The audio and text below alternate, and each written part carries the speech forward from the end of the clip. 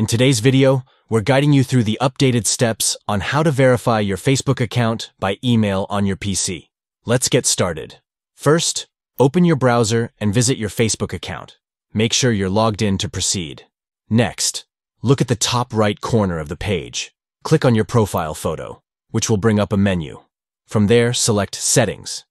This section is your gateway to managing your account preferences. Now that you're in the Settings menu, locate Account Center in the left sidebar and click on it.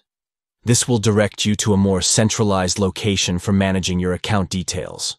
Once you're in the Account Center, find and click on Personal Details. In the Personal Details section, look for Contact Info. Here, you'll see an option for Add New Contact. Click on that and select Add Email Address.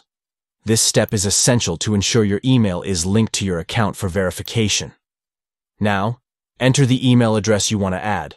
After you've typed it in, choose the appropriate account linked to your Facebook profile, and then click Next.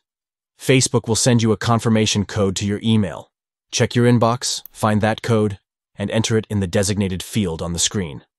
Finally, click Next to complete the verification process, and that's it. You've successfully verified your Facebook account by email. Make sure to check back for more tips and updates. Thanks for watching.